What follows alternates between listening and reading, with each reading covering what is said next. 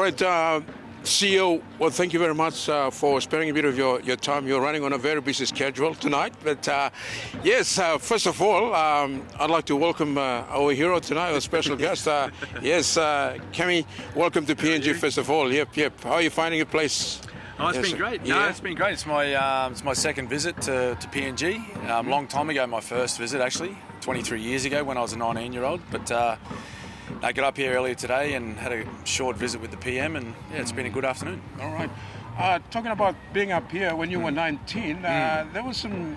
I'm hearing through the grapevine that you were up in the Highlands with illustrator and all that, doing scouting work or something like that. Just tell me about that. Yeah. No, that's untrue. That's untrue. That's rumours that have been spread about me. But no, it was a great experience. Come up here with the junior Kangaroos. So it was an under-19s Australian side. Played against the national team on that occasion, and fond memories and just a special experience to play in front of the local PNG crowd. Mm-hmm. So you were up in the Highlands back then, I believe? No. We actually stayed in Moresby. Okay, we stayed in Moresby, did a little bit of training in the lead up to the game, and just played locally. So it was a great experience. As a young man that really hadn't done a lot of travelling outside of Australia, it was great to come and experience a different culture, and it was unreal. Yeah. All right. Tell us a bit about life after footy. You're looking really well. No, thank you. What, are you coming back from retirement or what? No, not at all. No, I'm turning 42 this year. A lot of people say to me, "Geez, you look fit." I'm not fit. I'm just skinny. But no, I'm involved with a bit of commentary, which is good. I'm still involved with the game in some capacity, down on the ground, close to the players, close to the coaches. Still talk with some of my former teammates that are still playing in the game. So. It's a nice way to still be involved in some capacity and talk about the game that I love thoroughly. Mm-hmm. All right, tonight is historic for Papua New Guinea. Absolutely. And of course Australia.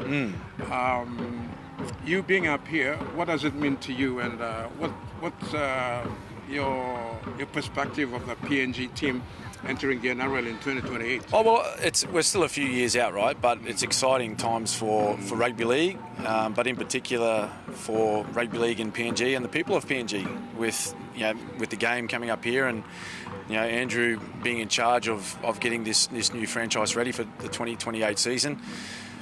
I'm very passionate about the game of rugby league. I've played it since I was 6 years of age, and having witnessed the passion that's shown here in PNG by the people of PNG, I think it can only be a positive thing for the country and for the people, and particularly for the youth of Papua New Guinea, to show them a pathway into elite sport, and having that direct access to those players. I think that can really enhance their vision of being an elite rugby league player. Okay, there's so much said about luring, or poaching players, that'll be a nightmare, Well, that's a challenge. There's no doubt about that. We've seen that with the new franchise that come in a couple of years ago with the Dolphins, right? But they've shown that with perseverance and hard work that they can succeed. I thought they've really went strongly in 2024 in particular. Much improvement on their first season, and that's this man's job, is to get everything in place and get it ready for those players. Mm-hmm. All right, and I think Andrew has done a really good job with Thank you, Terry. Rema. Yes. Setting up the academy. I think that was really successful. 2023. Yep. 23, 3 years ago. Yep. And I think that is the basis for this team moving Absolutely. forward. Yeah. And how do you see that happening?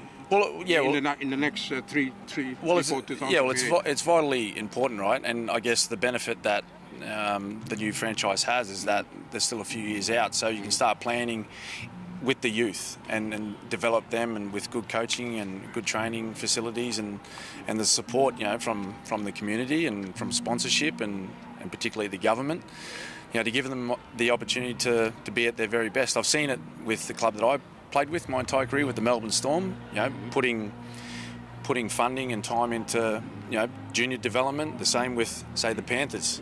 Have a look at the results they've got over the last 4 years. They've won 4 consecutive premierships because they put time into the young people coming through, the young boys and girls. So it's a smart thing to do, to look to have the foresight to plan ahead and be ready for what will be a really exciting time in 2028.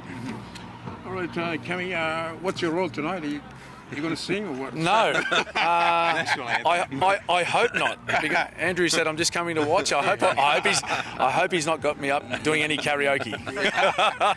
Look, it's a pleasure talking to you. Thank you. And of course, who's going to be in the grand final? Storm. 2025. Storm? Yeah, no doubt the Storm. They have to. I'm putting pressure on Craig Bellamy now. Come on, Storm.